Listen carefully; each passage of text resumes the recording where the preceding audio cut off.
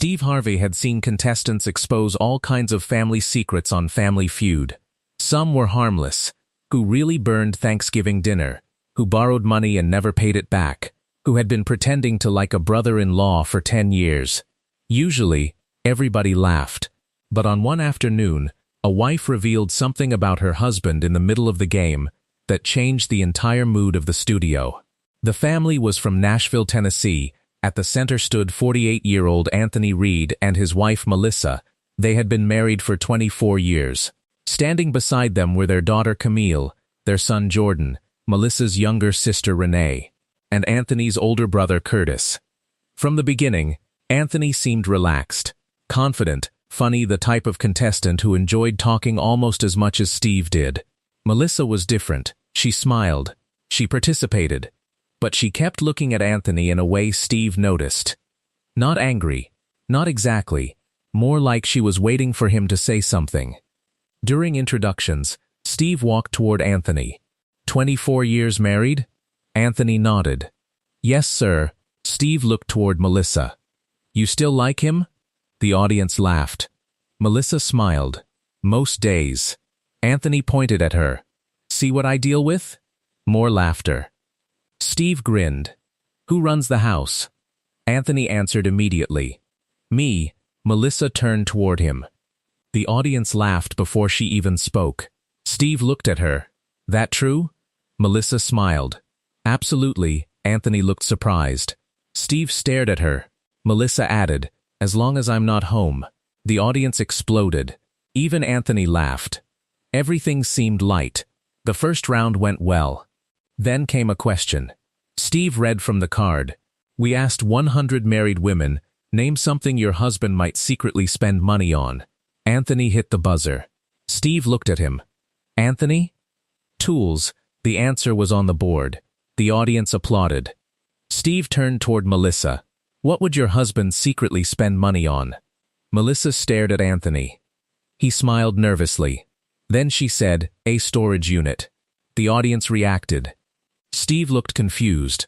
A storage unit? Melissa nodded. Anthony stopped smiling. Steve noticed immediately. Hold on.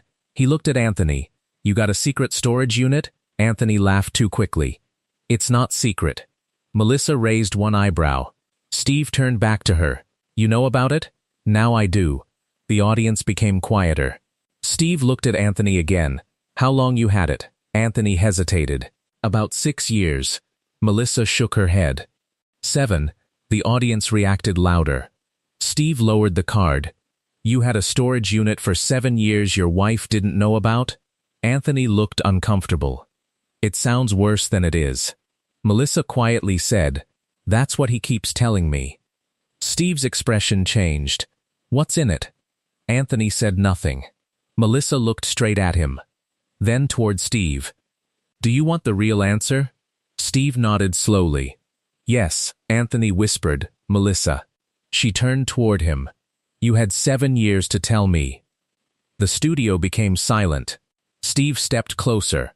Ma'am, what's in the storage unit? Melissa took a breath. My husband has been secretly buying back everything we lost. Anthony closed his eyes. Steve stared at her. What? Melissa's voice began to shake. Our first dining table. Our old couch. My mother's sewing machine. Our children's baby furniture. The sign from his first business. She paused. And almost everything from the house we lost 20 years ago. Steve looked completely confused. Why? Melissa looked at Anthony. That's what I wanted him to tell me. Anthony looked down.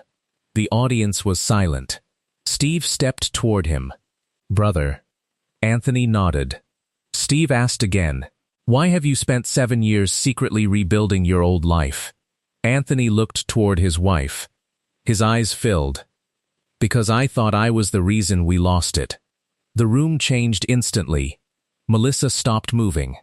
Steve stared at Anthony. What happened 20 years ago? Anthony took a breath. I made a decision. He paused.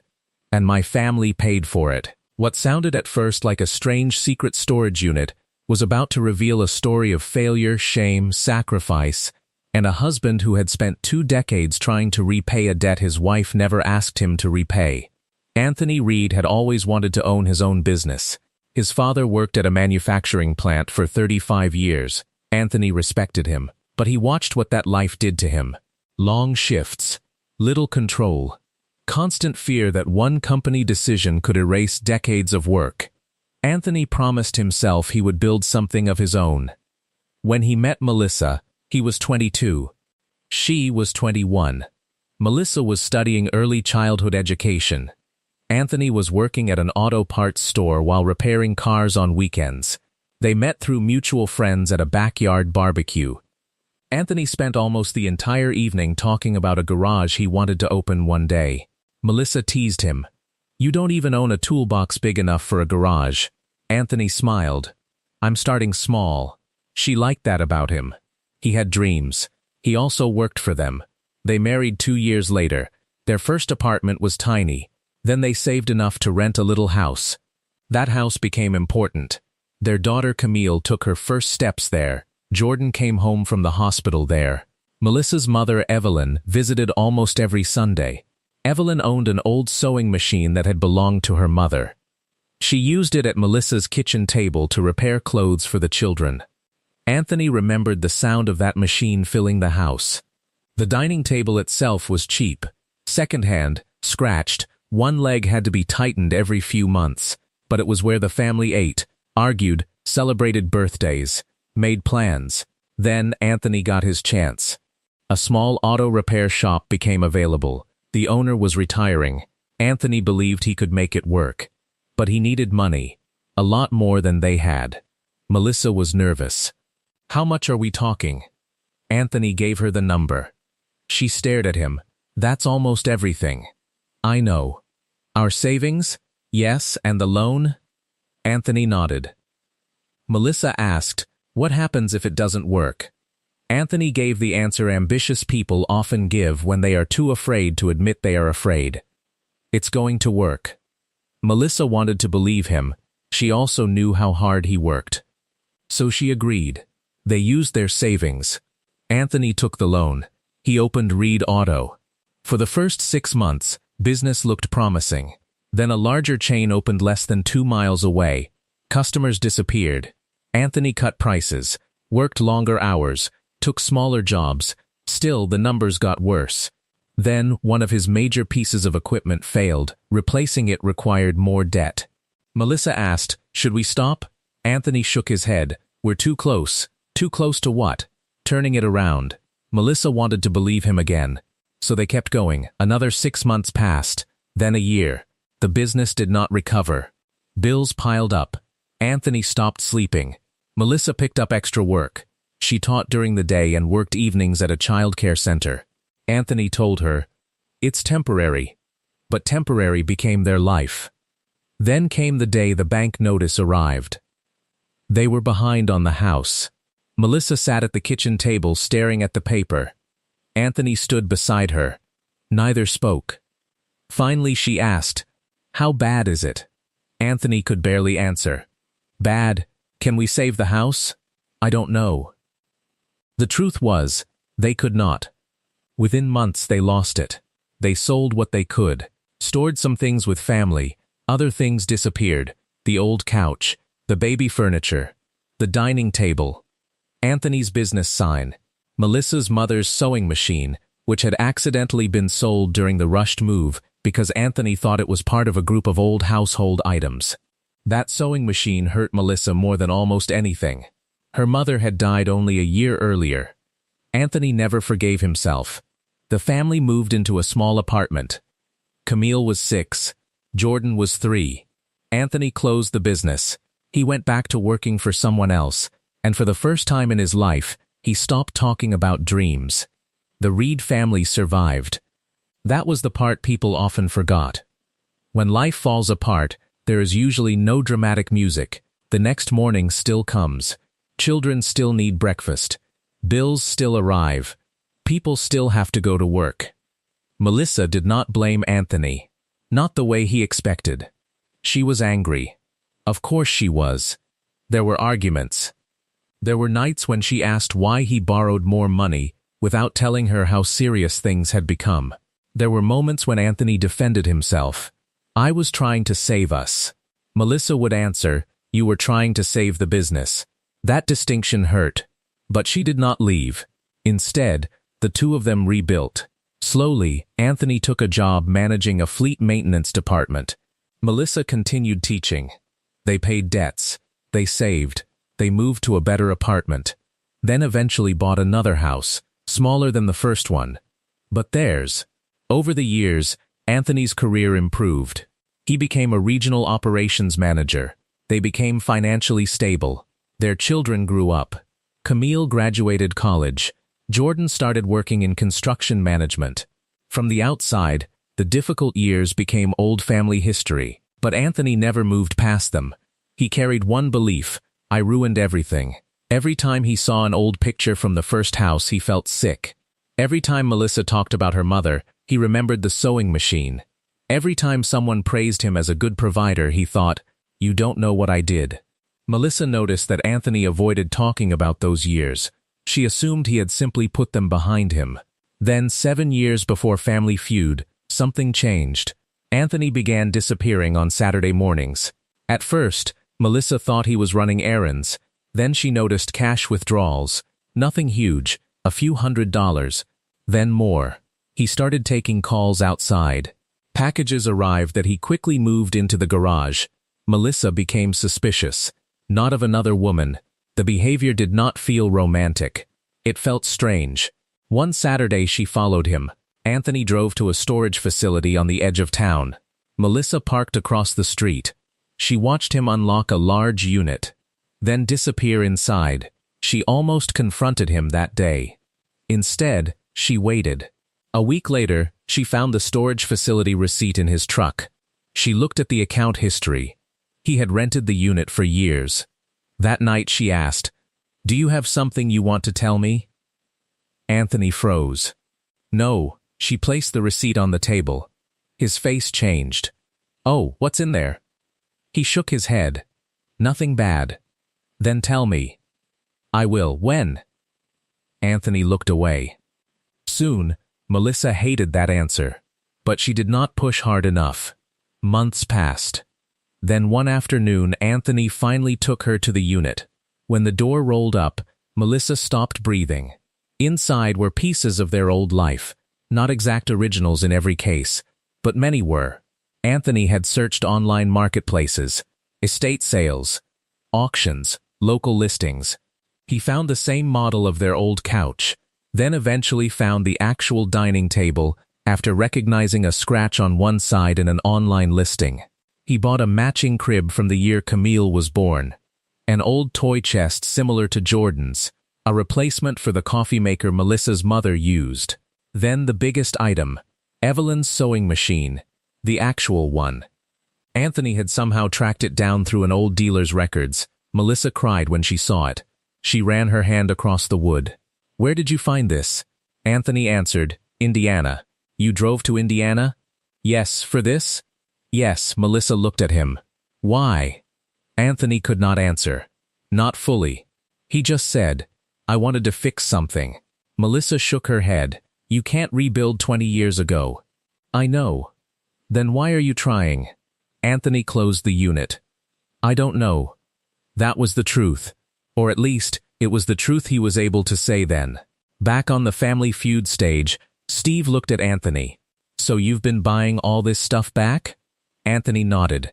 "Yes, with your wife not knowing, at first." Steve looked toward Melissa. "And she found out?" "About a year ago." Steve turned back. "Then what's still secret?" Melissa answered before Anthony could. "The room." Anthony looked at her. Steve frowned. "What room?" Melissa looked toward her husband. "You want to tell him?" Anthony stared at the floor. Steve said, "Brother, we already this far." Anthony took a breath. "There's another storage unit." Melissa's eyes widened. "What?" The audience reacted loudly. She stared at him. "Another one?" Anthony nodded. Melissa looked genuinely shocked. "You never told me that. I was going to." Steve stepped between them. "What is in the second one?" Anthony's voice became quiet. "A kitchen." Steve looked confused. A kitchen? Anthony nodded. I rebuilt the kitchen from our first house. The audience reacted. Melissa covered her mouth. Anthony continued. The table, the old yellow cabinets, the light fixture, the wallpaper pattern. Everything I could remember. Melissa stared at him. Why? Anthony's eyes filled. Because that was the last place I remember us being happy before everything went bad. Melissa's expression broke. Steve stood silently. Anthony continued. I thought if I could rebuild that room. He paused. I don't know. What? Steve asked. Anthony looked ashamed. Maybe I could walk into it and remember myself before I failed everybody. The audience became completely silent. Melissa shook her head slowly. Anthony, he looked at her. I know it sounds crazy. No, she stepped closer. It sounds sad. That answer hit him harder than criticism. Anthony wiped his eyes.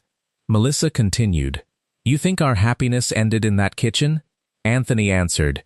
It changed. Yes, because of me. Melissa shook her head. No. Steve looked toward her. You don't blame him? Melissa thought carefully. I blame him for choices. Anthony nodded.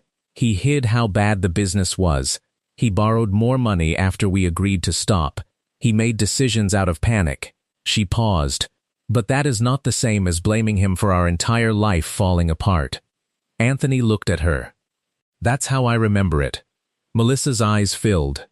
I know. She stepped closer. And that is the problem. The audience listened.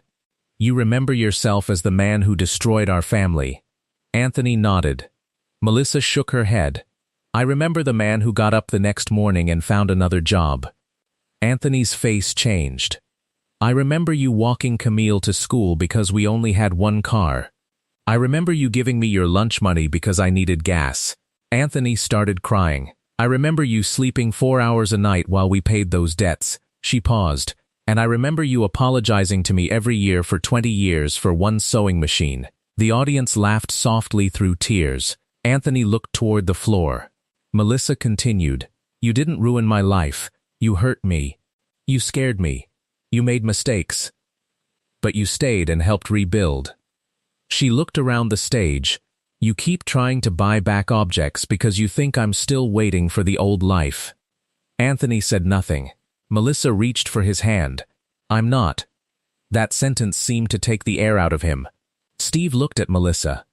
What do you want? She answered, my husband. Anthony closed his eyes. Not the table. Not the house. Not the old couch. She smiled slightly. That couch was ugly anyway. The audience laughed. Anthony laughed through his tears. Melissa continued. I want him to stop standing in our current life apologizing for an old one. The audience rose.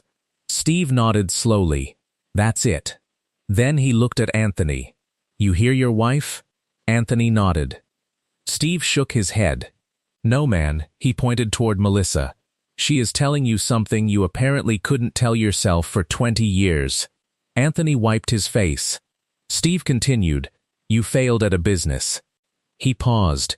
That is not the same thing as failing as a husband. The audience applauded. Anthony's face broke. Because that was the sentence he had never allowed himself to believe. Melissa looked toward Steve. There's something he doesn't know either. Anthony stared at her. What? Steve raised his eyebrows. Okay, now everybody got secrets. The audience laughed softly. Melissa smiled. When we lost the house, she paused. I blamed myself too. Anthony looked stunned. For what? For saying yes. He immediately shook his head. No, Melissa continued. I knew the risk. You trusted me. I agreed. She nodded. But I spent years wondering if I should have stopped you. Anthony stared. Melissa continued. I thought maybe a better wife would have been tougher. Maybe I should have told you no. Maybe I should have protected the family from your dream. Anthony shook his head. That wasn't your job. Melissa smiled sadly. Exactly. He stopped. She continued. You spent 20 years carrying all the blame. I spent 20 years carrying my peace. The audience became silent, and neither one of us ever talked about it. Steve nodded. There it is. Melissa looked at Anthony. We survived the same thing separately. That line hit both of them. Anthony reached for her. She stepped into his arms. The audience stood and applauded. Steve looked toward the floor, then back at them. This is what people do.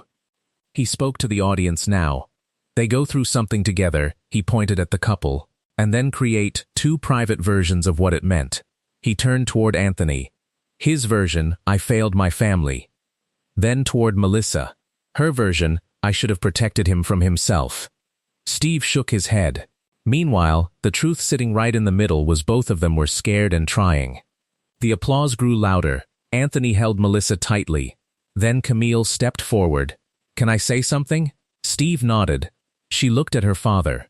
Dad, I remember that apartment. Anthony's face tightened. I know. Camille smiled. You always talk about it like it was terrible. She paused. I loved it. Anthony looked confused. What? I was 6.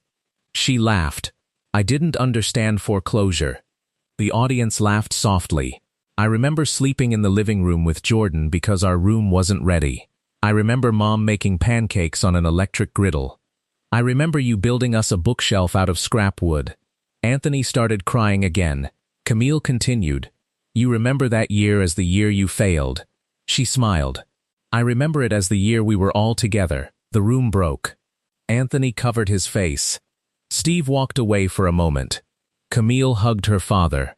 Then Jordan stepped forward. I still have the bookshelf. Anthony looked up. What? Jordan laughed. It's in my garage. Anthony stared. You kept that? Yeah, why? Jordan shrugged. You made it. Anthony began sobbing. For 7 years he had been hunting objects from a lost home. And one of the cheapest things he ever built during his lowest point had been saved by his son because it mattered. Not because it was valuable, because his father made it. After the family settled, Steve looked at Anthony. What are you going to do with that kitchen? Anthony laughed through tears. I have no idea. Melissa immediately said, not put it in our house. The audience laughed. Steve grinned. You don't want the yellow cabinets? No, Anthony looked offended. You said you liked those cabinets. In 2004. The audience exploded. Steve laughed. Then he became thoughtful. Wait, he looked at them. What if y'all did something else with it? Anthony raised an eyebrow. Steve continued. That room means something. It just doesn't mean what you thought. Anthony listened. You built it because you were trying to go backward. Steve pointed toward Melissa. She telling you to go forward. Melissa nodded. Steve asked, who helped you when you lost everything? Anthony thought. Family, church, some friends. Melissa added, a local housing charity helped with our deposit. Steve nodded. There you go. Anthony looked confused. Steve said, turn the room into something that helps somebody else starting over. The audience applauded. Melissa looked at Anthony. His face changed. For the first time, the strange project had a purpose that did not revolve around punishment. Anthony nodded slowly. I like that. Melissa smiled. I do too. Steve pointed at them. There, now that kitchen ain't a graveyard. He paused. It's a beginning. The Reed family finished the game. But nobody remembered the score. They did not win fast money. Anthony joked later that it was probably because his brain was still stuck inside a storage unit. But something much more important had changed. For the first time in 2 decades, Anthony and Melissa talked honestly about the business failure. Not facts. They already knew the facts. They talked about shame, fear, guilt, responsibility, the emotions they had carried separately. Anthony admitted he sometimes believed Melissa stayed because she felt obligated. Melissa stared at him. 24 years and you still don't know me? He smiled weakly. I'm learning. She admitted there were times she resented how long he held on to the failure. It started feeling like the worst thing that ever happened to you was more important than everything good that happened after it. Anthony had never thought of it that way. He had spent so long honoring his failure that he had accidentally minimized his recovery. That changed. 3 months after Family Feud, Anthony emptied the first storage unit. Some items came home. Melissa took her mother's sewing machine. She had it restored and placed it near a window in the guest room. The dining table went to Camille. She wanted it. Anthony was shocked. That thing is scratched everywhere. Camille smiled. That's why I want it. The replacement couch was donated. Melissa celebrated. Anthony complained. Nobody listened. The second storage unit took longer. The rebuilt kitchen became the beginning of something new.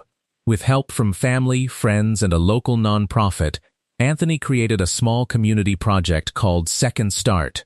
It helped families moving out of shelters or temporary housing furnish new apartments. Tables, chairs, beds, kitchen items, small appliances, things people often needed immediately but could not afford all at once. Anthony donated almost everything from the recreated kitchen, except one item, the old light fixture. He kept that. Melissa asked why. Anthony smiled. Reminder, of what? That a room is not a life. She kissed him. That's better. Second Start grew. At first, Anthony helped one family, then 3, then 10. Local businesses donated furniture. Churches collected household items. Anthony's employer sponsored delivery trucks several weekends each year. He found himself repairing tables again, just like the old days. But this time, the work felt different. One afternoon, Anthony delivered furniture to a young couple with 2 small children. They had recently moved into an apartment after months of financial problems. The father looked embarrassed. He kept apologizing. I never thought we'd be in this position. Anthony recognized that look immediately. He took him aside. You lost some stuff? The man nodded. Almost everything. Anthony said, that stuff. The man looked at him. Anthony continued, your family standing in that room? Yes, then you did not lose everything. Anthony heard himself say it, and suddenly realized those words were for himself too. That evening he went home. Melissa was in the kitchen. Anthony sat at the table. What? He smiled. I think I finally believe you. About what? I didn't destroy our family. Melissa stopped what she was doing. Then smiled. Took you long enough. Anthony laughed. 20 years. 21. You keeping count? Yes, he stood and hugged her. 3 years later, the Reed family returned to Family Feud for a follow-up. Steve saw Anthony and immediately asked, you got any more storage units? The audience laughed. Anthony held up both hands. None, Melissa corrected him. 1. Steve stared. Anthony looked embarrassed. Melissa smiled. It's for Second Start. Steve nodded. That counts. Then, Steve asked about the project. Anthony explained that Second Start had helped more than 200 families furnish homes. The audience applauded. Steve looked toward Melissa. You got your sewing machine? She smiled. Yes, does it work? Yes, you sew? Melissa laughed. No, the audience laughed. Then why keep it? Her expression softened. Because now I can look at it without remembering what we lost. Steve nodded. What do you remember? My mother. The audience applauded. Then Steve turned toward Anthony. What do you remember when you think about that first house? Anthony thought for several seconds. The kids. He smiled. Melissa, the table, the noise. He paused. And I remember that losing the house was one chapter. He looked at his wife. It wasn't the whole book. Steve nodded. That's growth. Anthony smiled. Then Steve asked the question that brought the story full circle. If your wife revealed your secret today, what would it be? Anthony looked toward Melissa. She smiled. He answered, that I'm happy. The room became quiet. Steve raised an eyebrow. That's a secret? Anthony nodded. For a long time, I didn't let myself be. He took Melissa's hand. I thought happiness meant I had forgotten what I put my family through. Melissa squeezed his hand. Anthony continued. Now I understand being grateful for what we rebuilt is not disrespecting what we lost. Steve smiled. That's a good answer. Years later, the Reed family still owned very few objects from their first home. Most had disappeared. Some had been sold. Some broken. Some donated. Some recovered. But the family no longer measured its history by furniture. Anthony stopped searching auction sites for pieces of the past. He stopped comparing old photographs to rooms he could rebuild, because he finally understood why the project had never made him feel better. He had been searching for evidence that he could undo failure. But marriages do not need the past undone. They need the truth understood. Anthony made mistakes, real ones. He hid financial problems. He took risks his family paid for. He scared the woman he loved. But that was not where the story ended. He worked. He apologized. He stayed. Melissa stayed too, not because she forgot, because she saw the entire man instead of reducing him to his worst decision. And when people asked Melissa what shocked her most about discovering the secret storage unit, she never mentioned the money Anthony spent, or the 7 years, or even the rebuilt kitchen. She always said, "I didn't know my husband still thought he was living in the worst year of our marriage." Then she would smile toward Anthony, "And he didn't know I had moved on with him a long time ago." That was the real secret revealed in the middle of Family Feud. Not the storage unit, not the furniture, not the second kitchen.